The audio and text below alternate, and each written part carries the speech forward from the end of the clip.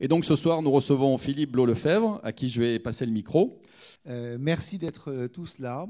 Je vais essayer de vous transmettre non seulement ma passion, mais ce qui m'a fait changer de métier et arrêter tous les métiers traditionnels pour essayer d'apporter quelque chose à notre société et à nous-mêmes par conséquent.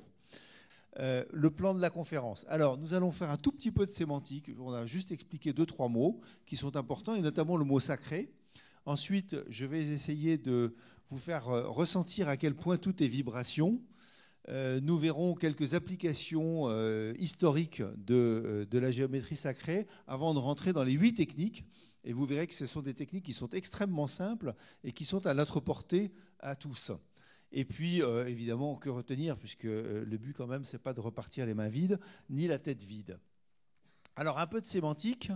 Alors, vous connaissez tous le Triskel, qui est... alors, il y a toutes sortes de représentations, évidemment, dans la culture chrétienne, on connaît les 3 cercles. On verra tout à l'heure à quel point ces 3 cercles ont eu d'impact sur nos sociétés. Ça, c'est une des plus vieilles représentations. Et qu'est-ce que ça veut dire, ces 3 cercles?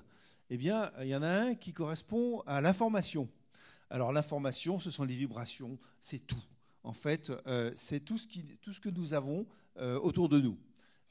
C'est ce qu'il faut faire. Ensuite, le deuxième cercle, la deuxième spirale, c'est la spirale de la matière.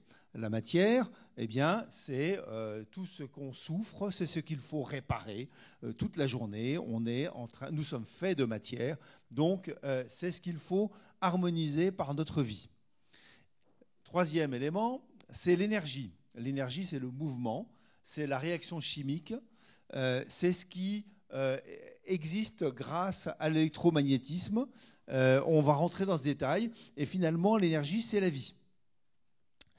Et puis, il reste l'incarnation à équilibrer. Alors, l'incarnation à équilibrer, c'est nous qui sommes ici. Eh bien, c'est le petit triangle qui est au milieu, qui n'a l'air de rien, mais qui est évidemment l'élément essentiel à comprendre dans ce schéma. Dans un monde de matière, il existe une forme idéale à réussir pour chaque projet.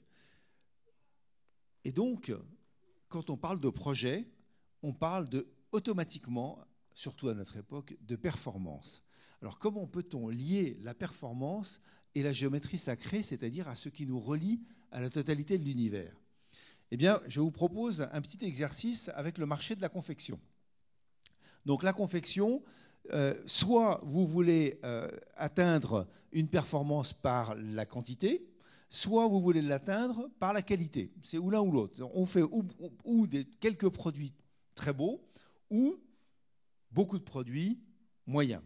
Et donc, c'est ou l'un ou l'autre. C'est un peu frustrant et c'est ce qu'on retrouve avec le luxe et le sur-mesure et puis la série et le prêt-à-porter. Eh bien, moi, ce que je vous propose, c'est un intermédiaire qui est l'intermédiaire du sens. Parce que quand on crée quelque chose avec du sens, eh bien, on lui donne une réalité, un confort, un bien-être, une intelligence qui fait que finalement, que ce soit luxueux ou pas, que ce soit du prêt-à-porter ou pas, ça n'a pas d'importance puisque c'est complètement conforme au sens que nous cherchons à le trouver. Et ça peut être aussi vrai pour un costume de bain que pour une voiture, que pour une sculpture, pour tout ce que vous voudrez.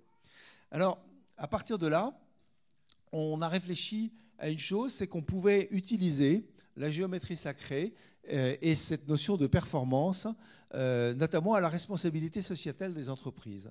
Alors, la petite histoire pour ça, elle est importante parce que vous êtes nombreux dans cette salle et j'ai rencontré au mois de septembre un grand patron du CAC 40 à qui j'ai raconté ce que je faisais, qui m'a dit « ça m'intéresse beaucoup, mais vous comprenez, je ne peux pas en parler dans mon entreprise, j'aurais l'air d'un dingue, donc ce n'est pas possible ».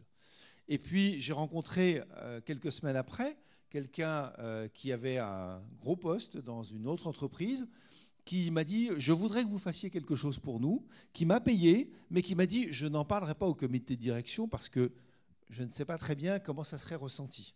Donc vous voyez que dans l'entreprise, qui est quand même la loge au sens des Celtes de notre société.